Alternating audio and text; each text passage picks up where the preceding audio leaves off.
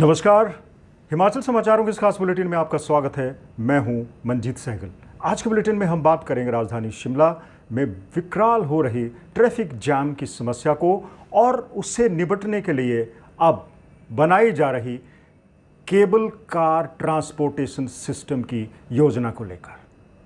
Bulletin की शुरुआत करते हैं राजधानी शिमला में लगातार विकराल हो रही ट्रैफिक जाम की समस्या को लेकर। हमने देखा कि अगर आपको राजधानी के किसी एक कोने से दूसरे कोने में पहुंचना है तो आपको कम से कम 1 घंटे का समय तो लग ही जाएगा। घंटों ट्रैफिक जाम से सड़कें अटी रहती है और जिन लोगों को जल्दबाजी में इधर से उधर जाना है उनको समय से पहुंचना मुश्किल हो जाता है। सरकार ने अब इस समस्या से निपटने के लिए 1200 करोड़ रुपए की केबल कार परिवहन व्यवस्था लाने का फैसला किया है। क्या होगी ये व्यवस्था, कितना रुपया इस पर खर्च होगा, कितने स्टेशन होंगे और ये जो कार्यप्रणाली है कब तक शुरू हो जाएगी, इस पर हम बुलेटिन में विस्तार से चर्चा करेंगे। हमने देखा कि राजधानी शिमला में लगातार ट्रैफिक जाम से प्रदूषण भी बढ़ रहा है। राजधानी शिमला का तापमान पिछले कई दशकों में 1 डिग्री से भी ज़्यादा बढ़ गया है। अब ज़रूरत है कि राजधानी शिमला को नई परिवहन प्रणाली से रूबरू करवाया जाए ताकि लोगों को आसानी से इधर उधर जाने में कोई दिक्कत ना हो।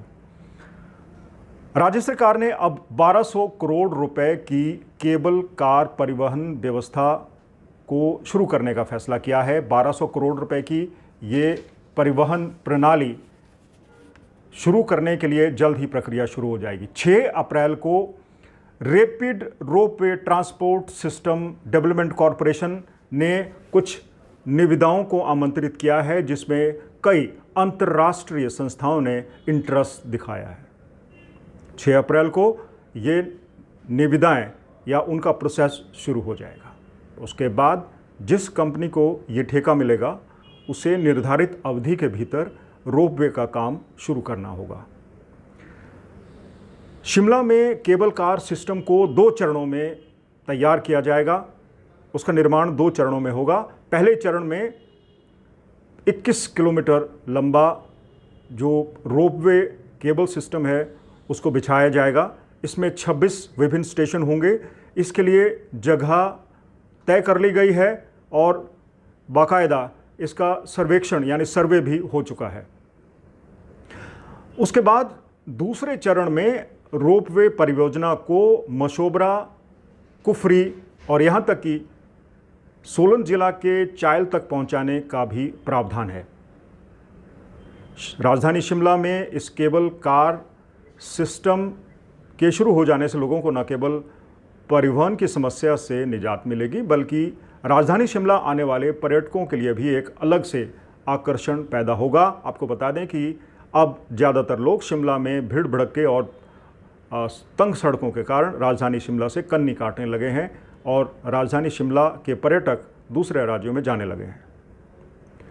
शिमला का केबल कार परिवहन सिस्टम जैसे ही चालू होगा उसके बाद पर्यटकों में एक और रोमांच पैदा हो जाएगा क्योंकि पहाड़ों में केबल कार बेहद रोमांच पैदा करता है। इससे पहले 2017 में जाखू रोपवे परियोजना अमल में लाई गई थी और जिन लोगों को अब जाखू पहुंचना होता है अब इस रोपवे के जरिए आसानी से जाखू पहुंच जाते हैं। वो दिन दूर नहीं जब राजधानी शिमला के एक कोने से दूसरे कोने में पहुंचना बेहद आसान होगा। 26 विभिन्न स्टेशन होंगे। आप एक स्टेशन से दूसरे स्टेशन में आसानी से जा सकेंगे बिना किसी ट्रैफिक जैम की समस्या से जूझते हुए। अब राजधानी शिमला के लोगों को इंतज़ार है कि कब ये परियोजना शुरू होती है, कब इसे अमली जामा पहनाया जाता है।